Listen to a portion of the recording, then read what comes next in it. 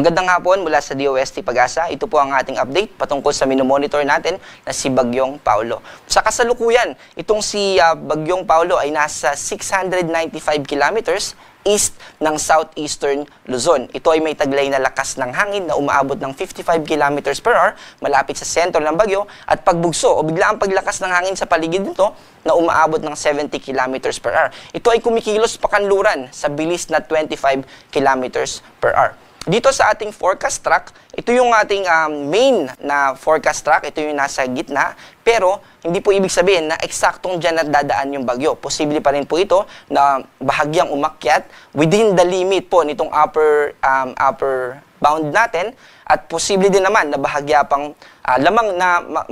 pa siyang bumaba dahil merong high pressure area dito sa ibabaw ng Pilipinas. At ito yung posible na mag-contribute sa pagbaba pa ng track nitong si Paulo. At nakikita rin natin sa mga susunod na oras ay mas mag-i-intensify pa ito from tropical depression to tropical storm. At habang binabaybay niya yung karagatan dito sa eastern coast ng ating bansa, ay mas lalakas pa ito into severe tropical storm. At hindi natin inaalis yung posibilidad, worst case scenario natin, aabot pa ito ng typhoon category. Ibig sabihin, ang pinakamataas na posible nating itaas na tropical cyclone wind signal ay signal number 4. At simula sa Friday o Friday ng tanghali hanggang hapon, ito yung time na binabaybay niya yung ating kalupaan at maaapektuhan mainly yung northern Luzon at yung central Luzon.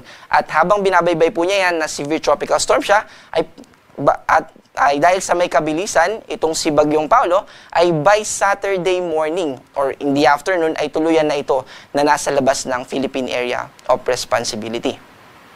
Sa kasalukuyan ay meron na po tayong nakataas na wind signal number 1. At dito yan sa northern portion ng Catanduanes, partikular na dito sa mga munisipyo ng Pandan, Bagamanok, Panganiban at Viga. At ibig po sabihin yan, ay posible na makaranas tayo ng 39 to 61 kilometers per hour. At ito po ay merong 36 hours na lead time. Ibig sabihin, kapag tinaas po natin na wind signal number 1, ay hindi po agad natin itong mararanasan. Within the next 36 hours po, yung ating ina-expect dito, para makapaghanda po tayo.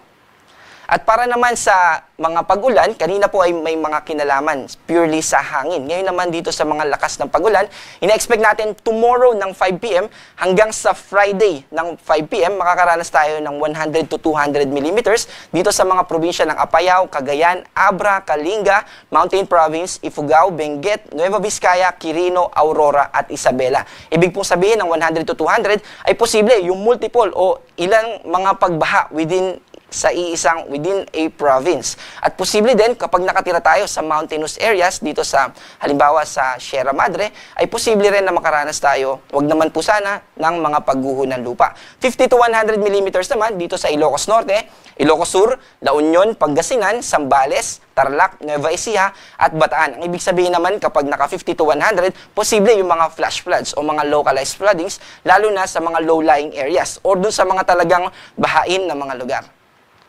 Simula naman sa Friday afternoon, Friday 5 p.m. hanggang Saturday ng 5 p.m. and by this time ay nandito na sa Scarborough Shore itong si Bagyong Paulo. Kaya yung mga pag-ulan natin ay nakafocus na lang dito sa western part ng central and southern Luzon. 100 to 200 dito sa Ilocos Sur at La Union, 50 to 100 naman dito sa Ilocos Norte, Apayao, Abra, Kalinga, Mountain Province, Ifugao, Benguet at Pangasinan. Dito po sa mga walang kulay ay hindi po ibig sabihin ay hindi na tayo makakaranas ng mga pagulan. Posible pa rin po na makaranas tayo ng mga pagulan pero hindi kasing lakas nung mga may nakataas tayo dito sa ating weather advisory. Sa kasalukuyan ay wala pa rin tayong nakataas na gale warning dahil 12 hours yung lead time natin kapag magtataas ng gale warning. At yung gale warning natin ay nakafocus dun sa mga alon pag tayo ay pumalaot sa karagatan po yan.